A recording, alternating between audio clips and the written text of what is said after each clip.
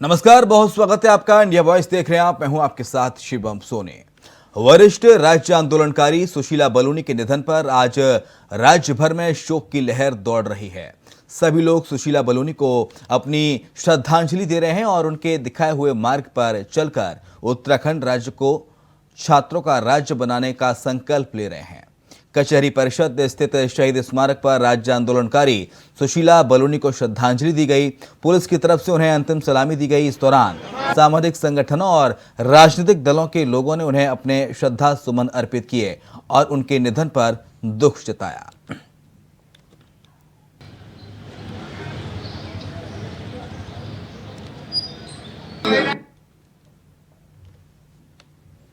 तो हमारी साथी हमारी बड़ी बहन स्वर्गीय श्रीमती सुशीला बलूनी जी हमारे बीच नहीं हैं। उनके जाने से समाज में, एक परिवार में जो क्षति हुई है वो तो कभी पूरी नहीं हो सकती है, लेकिन उनकी स्मृतियाँ हमारे दिलों में सदैव जीवित रहेंगी। राज्य आंदोलन में उन्होंने जितनी सक्रियता से कार्य किया और निरंतर लगी रहती थी और सबको भी एक प्रेरणा स्रोत सबकी रही। तो ऐसी अपनी दीदी को हम बहुत बहुत नमन करते हैं, उन्हें अपने श्रद्धा सुमन अर्पित करते हैं। श्रीमती बलूनी उत्तराखंड राज्य आंदोलन की बहुत प्रमुख नेता रही हैं और जहां आज खड़े हैं इसमें सबसे पहले जो भूख हड़ताल की सुशीला बलूनी उसमें बैठी थी और लगातार राज्य आंदोलन में उन्होंने बहुत से लड़ाई लड़ी और सारे महिला संगठन को इकट्ठा करके और राज्य की लड़ाई लड़ी और राज्य में मिला। और उसके बाद उत्तराखंड क्रांति दल की भी बड़ी जुझारू नेता और हमारी अध्यक्ष भी रही महिला प्रकोष्ठ की। तो ऐसी महिला का निधन होना निश्चित तौर से उत्तराखंड के लिए बहुत दुखदायी है और उनसे हमको प्रेरणा लेनी चाहिए। सुलोचना भट्टू आंदोलनकार, आज हम ऐसे समझ रहे हैं कि हमारे हाथ पाँव और हमारी जान चली गई, क्योंकि जिस उत्तराखंड के लिए जिसकी आवाज़ से हम लोग सड़कों पे आते थे, आज हमें वो उत्तराखंड तो नहीं मिला, लेकिन वो पीड़ा आज हमारे अंदर हमारी दीदी छोड़ के चली गई, जो हमारी प्रेरणा थी। चाहे वो गढ़वाल का, उत्तराखंड का कोई भी क्षेत्र हो, उनके एक आवाज़ से हम लोग सब इकट्ठे हो जाते थे। लेकिन आज हम ऐसे बोलने के लायक भी नहीं हैं, क्योंकि आज हमारी शक्ति छीन हो रखी है। लेकिन आज हम फिर वही प्रण लेते हैं कि हमारी दीदी तो चली गई, हमारी शक्ति, लेकिन वो हमें शक्ति प्रदान करेगी और हम इस नए उत्तराखंड के लिए कुछ नया करेंगे, ये हम संकल्प लेते हैं। क्योंकि हम हॉस्पिटल में मिलने गए थे, उन्होंने भी यही कहा, मेरी पीड़ा जो उत्तराखंड की पीड़ा है मुझे बहुत सता रही है, लेकिन तुम सब लोग इसको आगे बढ़ाना और जब मैं ठीक हो जाऊँगी मैं आपके साथ। लेकिन हमें कहाँ पता था कि आज हमारी ताकत आज के दिन हमसे दूर हो जाएगी। हम इस उनकी प्रेरणा से उत्तराखंड के लिए भी हम काम करेंगे, समस्त उत्तराखंड को एकजुटता के रहेंगे। आज हम ज़्यादा निश्चित रूप में प्रत्येक आंखें नम है, आपने स्वयं देखा होगा। जबकि कोई उनको खाली जो उनके कृत्य को जानता था, उनके कर्म को जानता था, वो लोग यहाँ पे विनम्र रूप से श्रद्धांजलि देने आए। हमारा लालच ये हो सकता है कि हमने उनके साथ काम किया, उनके पीछे चलने का मौका मिला, लेकिन जो लोग उनको एक अच्छी सामाजिक कार्यकर्ता के रूप में, दयालु दृष्टि के रूप में, तमाम दृष्टि से उनको जो देखते थे, वो लोग भी यहाँ पे आज उनको श्रद्धांजलि देने आए हैं। और तमाम जो लोग किसी कारणवश नहीं आ पाए, उन सब की ओर से हम उनको श्रद्धा सुमन अर्पित करते हैं। निश्चित रूप में हमारे लिए फख्र का विषय है कि हमारे को जो है सुशीला बलूनी जैसे ताई जी के, जो जगत ताई के रूप में जानी जाती है, उनके नेतृत्व में हमें काम करने का मौका मिला। अपूर्णीय क्षति है, राज्य आंदोलन की प्रोद्धा रही, ताई के नाम से और मातृशक्ति के नाम से जानी जाती रही। ऐसा उत्तराखंड राज्य आंदोलन में कोई स्थान नहीं है जहां जाकर इन्होंने संघर्ष नहीं किया। दुख की बात यह है कि उनके सपनों का उत्तराखंड आज भी बनना बाकी है। उनके अंतिम समय के जो शब्द थे कि बेटा मुझे इस बात का बड़ा दुख रहेगा कि जो सपने उत्तराखंड के राज्य आंदोलनकारियों ने बुने थे, वो सपने कहीं ना कहीं अधूरे हैं।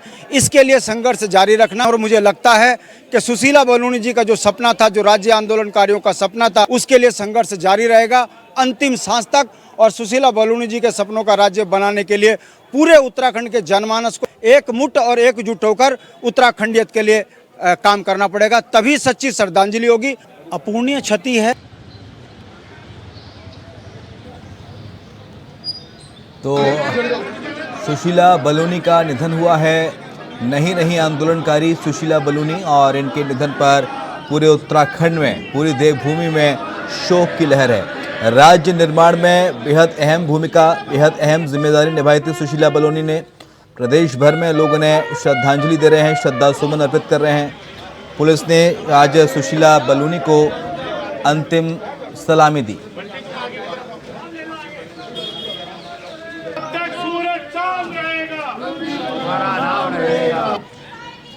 तो सुशीला ताई जो पूरे प्रदेश की ताई थी, जो पूरे उत्तराखंड की ताई थी, वो ताई आज हम सब को छोड़कर चली गई। वो ताई आज अपने चहेतों को छोड़कर चली गई। उन ताई के जाने से आज पूरे प्रदेश की आंखें नम हैं। आज उत्तराखंड के हर युवा, हर बुजुर्ग, हर बच्चे, हर किसी नेता की आंखें नम हैं। ताई के जाने से हर कोई व्यथित है, दुखी है और यही कामना कर रहा है ईश्वर से कि ईश्वर उन्हें अपने श्री चरणों में स्थान दे।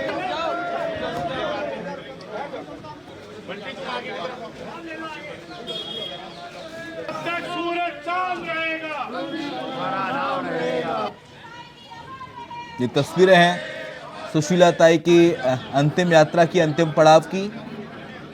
सुशीला ताई राज्य निर्माण में उन्होंने काफ़ी बड़ी भूमिका, अहम जिम्मेदारी निभाई थी। वो आज हम सब को छोड़ के चली गई। अभय केतुरा जुड़ गए हैं ज़्यादा जानकारी के लिए। अभय, सुशीला ताई छोड़ के चली गई, नहीं रही, फिलहाल क्या जानकारी, क्या अपडेट, किस तरह की प्रतिक्रियाएं सामने आ रही है निकलकर? जी बिल्कुल, ये कह सकते हैं कि इस समय वरिष्ठ जो राज्य आंदोलनकारी सुशीला बलूनी, उनका निधन होने से पूरा उत्तराखंड राज्य में एक शोक की लहर यहाँ पर है। आज उनका अंतिम संस्कार हरिद्वार में यहाँ पर किया गया। आज के सम्मान के साथ उनका अंतिम संस्कार हुआ। सबसे बड़ी बात है कि सुशीला बलूनी को श्रद्धांजलि देने के लिए मुख्यमंत्री पुष्कर सिंह धामी सहित तमाम राजनीतिक जो दल के नेता थे वो उनके आवास पर रहे। सुशीला बलूनी को ये शहीद स्मारक पर श्रद्धांजलि देने का काम किया गया। पुलिस की तरफ से वहाँ पर उनको सम्मान भी दिया गया। और अब ये कह सकते हैं कि उन्होंने एक नई अलग जगाने का काम उत्तराखंड के भीतर यहाँ पर किया था। कोशिश यही थी कि जो राज्य का जो युवा है वो जागरूक हो सके, अपने अधिकारों के लिए लड़ सके। और जिस पृथक राज्य की मांग के लिए उत्तराखंड राज्य लड़ा मांगा गया था, वो पृथक राज्य के सपने आज अधूरे हैं और उस सपनों को कैसे पूरा किया जा सकता है उसको लेकर उन्होंने बात कही थी। और आज कई राज्य आंदोलनकारियों ने उन संकल्पों को पूरा करने के लिए कहा है कि आगे वो अपना संकल्प पूरा करेंगे। जो सुशीला बलूनी ने जो सपने देखे थे, जिसकी बात करती थी, वो पूरे हो सकेंगे। और इसके साथ साथ चाहे कोई भी राजनीतिक दल का नेता हो, छोटा हो, बड़ा हो, हर कोई सुशीला बलूनी को उनके दिए गए योगदान के लिए अभय आज याद कर रहा है कि वाकई में कितना बड़ा योगदान उत्तराखंड राज्य निर्माण में उनका रहा।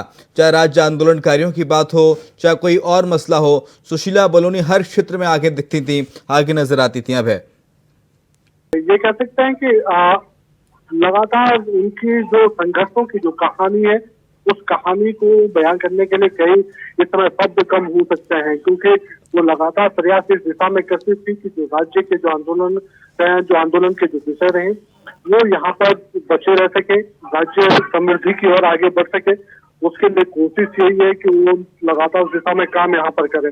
लेकिन जिस प्रकार से यहाँ पर ये कह सकते हैं कि सुशीला बलूनी का जो संघर्ष रहा वो राज्य के लिए काफी स्मरणीय है और आज के युवाओं के लिए उससे प्रेरणा लेने के लिए जरूरत भी है। और यही युवा प्रेरणा लेते हुए नजर आ रहे थे। ठीक है, हाँ, बहुत शुक्रिया आपका अभय तमाम सारी जानकारी को साझा करने के लिए। तो सुशीला ताई के जाने से आज पूरे उत्तराखंड में, पूरे सूबे में शोक की लहर है। मुख्यमंत्री पुष्कर सिंह धामी समेत तमाम बड़े दिग्गज नेता, चाहे वो किसी भी दल के हों, कांग्रेस के हों, चाहे वो बीजेपी पार्टी के, हर दल उन्हें श्रद्धा सुमन अर्पित करने के लिए पहुंचा। हरिद्वार में इनका अंतिम संस्कार किया गया।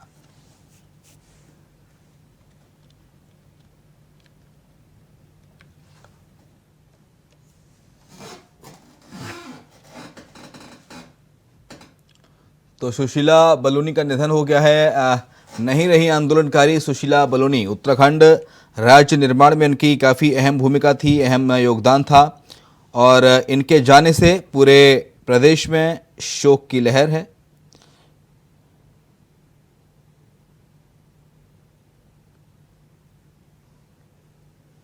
हरिद्वार में इनका अंतिम संस्कार किया गया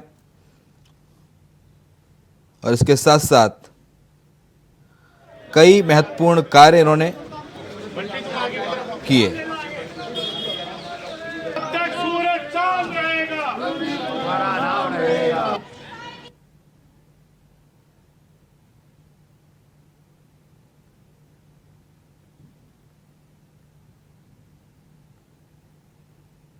तो सुशीला बलूनी को अंतिम सलामी भी दी गई उत्तराखंड पुलिस की ओर से।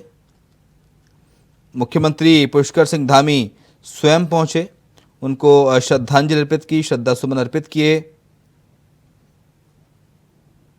सुशीला बलूनी का निधन हुआ है।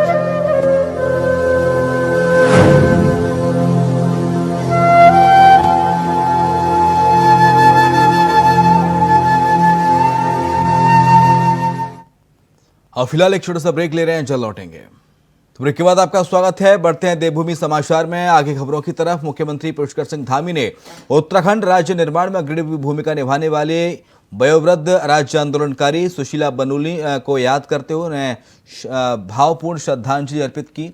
मुख्यमंत्री पुष्कर सिंह धामी बुधवार सुबह स्वर्गीय सुशीला बलूनी के डोभालवाला स्थित आवास पर पहुंचे और बलूनी के पार्थिव शरीर पर पुष्प अर्पित किया और अंतिम विदाई देने के साथ शोकाकुल परिवारजनों को इस दुख की घड़ी में ढांढस भी बंधाया।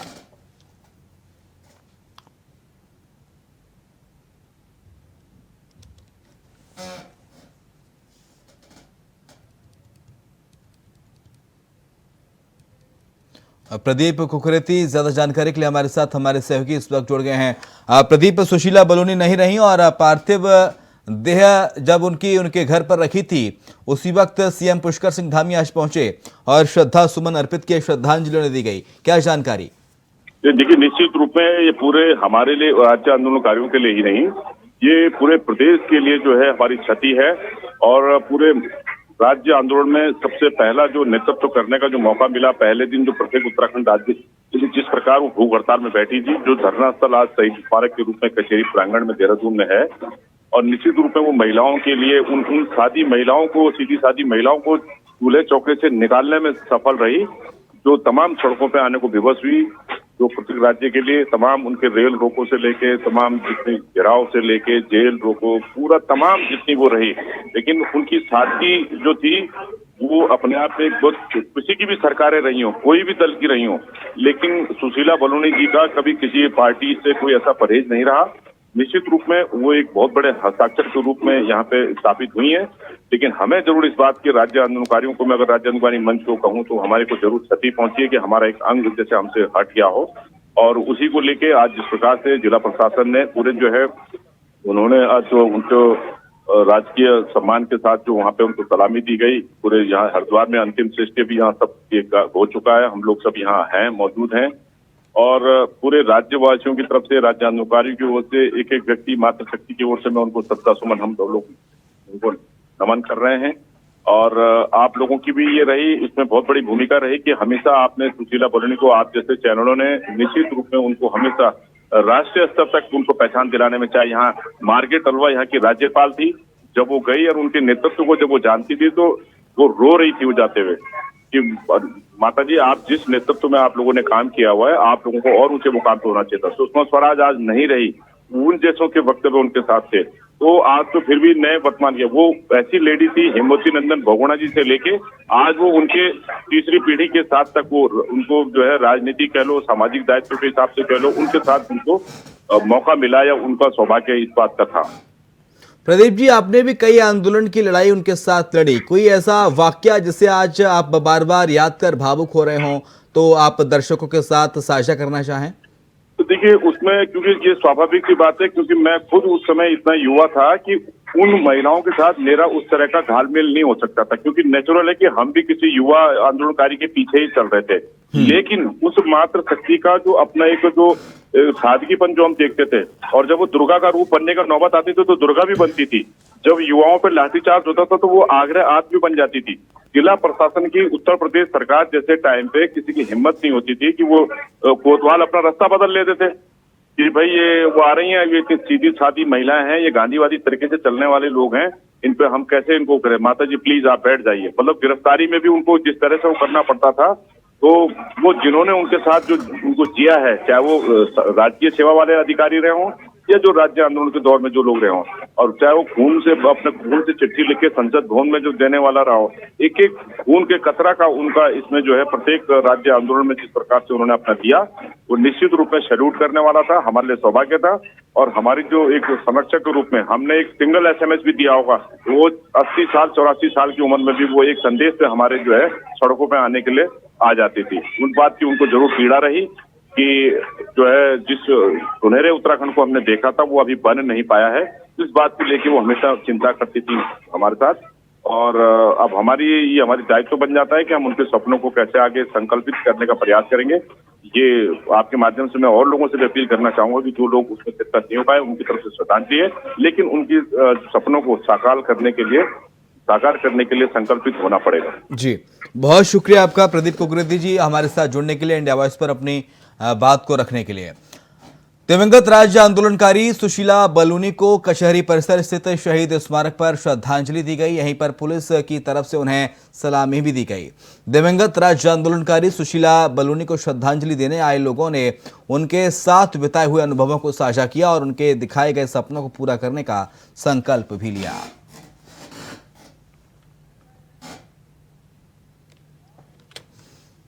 पूर्व मुख्यमंत्री हरीश रावत का रुड़की के इकबालपुर शुगर मिल पर धरना लगातार जारी है। किसानों के करोड़ों रुपए के बकाया गन्ना भुगतान को लेकर पूर्व सीएम धरने पर बैठे हैं। आपको बता दें कि पूर्व सीएम हरीश रावत ने मिलकर 24 घंटे धरना का ऐलान किया था।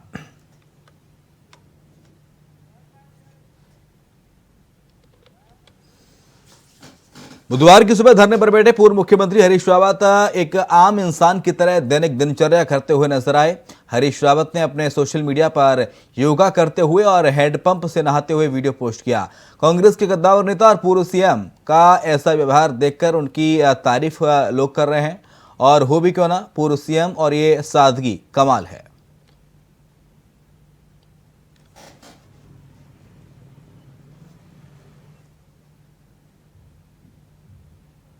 ये 3 तस्वीर आपको दिखा रहे हैं हैंडपंप पर नहाते हुए पूर्व सीएम हरीश रावत। दूसरी तस्वीर ध्यान करते हुए, पूजा पाठ करते हुए धरना स्थल पर, और तीसरी तस्वीर है यहाँ पर योगा कर रहे हैं, व्यायाम कर रहे हैं पूर्व मुख्यमंत्री हरीश रावत। तो 3 अलग अलग तस्वीरें धरना और प्रदर्शन के दौरान की यह पूर्व सीएम हरीश रावत की है, जहां पर एक तरफ हैंडपंप पर नहाते हुए नजर आ रहे हैं पार्टी से, तो दूसरी तस्वीर में पूजा करते हुए नहाने के बाद स्नान, और उसके बाद तो फिर तीसरी और आखिरी तस्वीर है योगा प्राणायाम करने की, जहां सीएम धामी माफ कीजिएगा पूर्व सीएम हरीश रावत योग कर रहे हैं, एक्सरसाइज कर रहे हैं। एक तरफ देश में धर्म और जाति को लेकर लगातार सियासी घमासान छिड़ा हुआ है, तो वहीं दूसरी ओर कई सामाजिक लोग और राजनीतिक लोगों का कहना है कि बीजेपी के समर्थन में इस वक्त मुसलमान नहीं हैं। इस मसले को लेकर वक्फ बोर्ड के अध्यक्ष शादाब शम्स ने कहा, मुसलमान कहीं अलग से नहीं है, देश का हिस्सा है, उसे भी योजनाओं का लाभ मिल रहा है। इस मामले को लेकर कांग्रेस के मुख्य प्रवक्ता गरिमा मेहर दसोनी ने कहा, चाहे मुस्लिम समाज हो या फिर कोई भी हो, देश की स्थिति देखकर वो बीजेपी के साथ जुड़ ही नहीं सकता।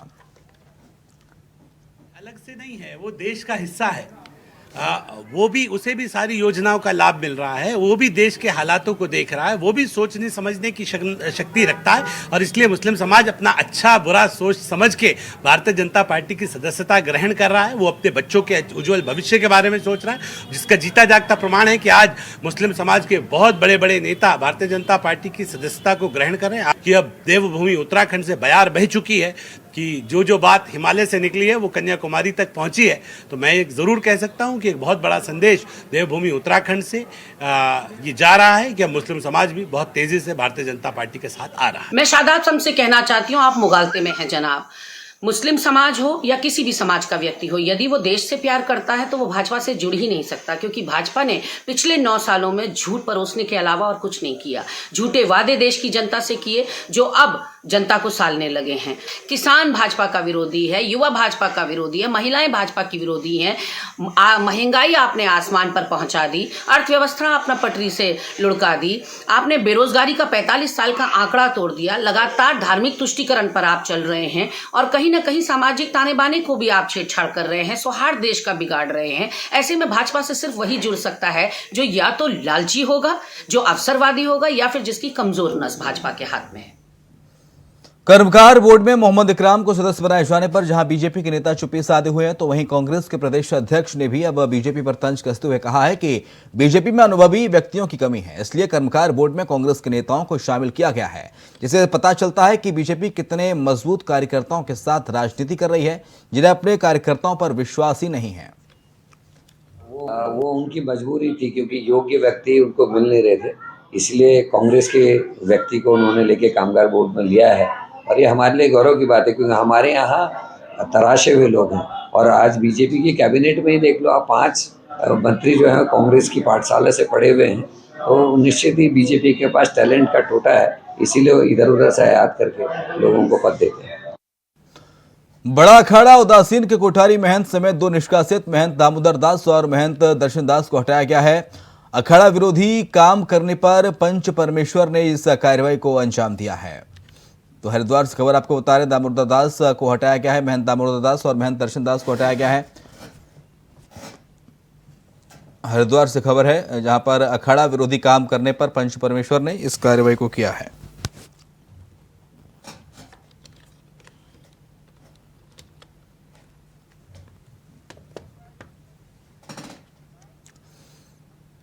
बीजेपी जहां कांग्रेस पार्टी पर तुष्टीकरण की राजनीति करने का आरोप लगाती रहती है, तो वहीं कांग्रेस बीजेपी पर धर्म और जाति के नाम पर राजनीति करने का आरोप लगा रही है। कांग्रेस की पछुआ दून अध्यक्ष लक्ष्मी अग्रवाल ने कहा है कि प्रदेश में बीजेपी सरकार एक बार फिर से धर्म की राजनीति करने के लिए उतारू हो गई है, जिसमें मंदिर मस्जिद के नाम पर इस समय सरकार लोगों को बांटने का काम कर रही है।